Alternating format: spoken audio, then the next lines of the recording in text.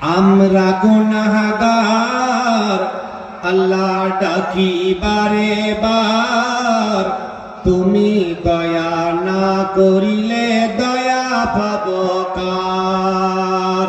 তুমি জলিল জাব্বার, তুমি কাদের গফফার, তুমি দয়া না করিলে দয়া পাবো কার।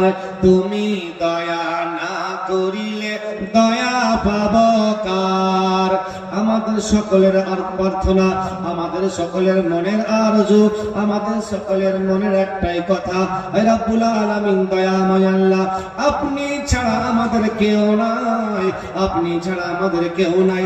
আপনার দয়া যদি না হয় মাবুদ গো, আমাদেরকে দয়া করবে কে? দয়া করার মতো কেউ নাই মাবুদ। আপনার দয়া ছাড়া দুনিয়াতে বাঁচতে পারি না গো মাবুদ।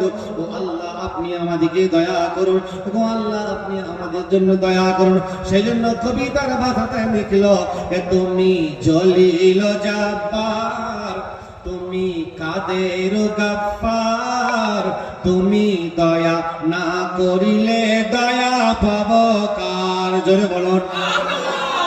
তারপরে কি বলছে?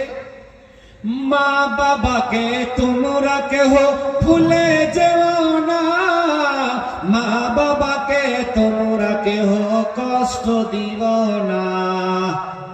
কবি লিখলেন যে মা বাবাকে দুনিয়াতে কেউ ভুলে যেও না, মা বাবাকে কেউ কষ্ট দিও না।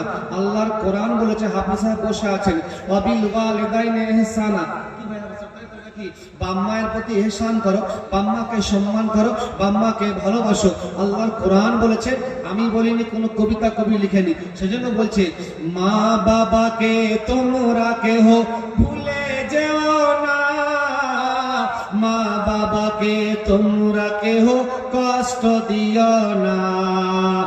মা জান্নাতের ঠিকানা, বাপু দরজা খানা।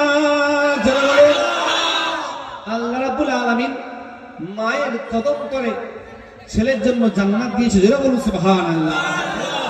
মা জান্নাতের ঠিকানা, বাপু দরজা খানা। এই কথাই আমি বলি মুমিন শোনো না, আমরা গুনাহগার আল্লাহ ডাকি বারে বার, তুমি দয়া না করিলে দয়া পাবো কার। তুমি দয়া না করিলে দয়া পাবো কার।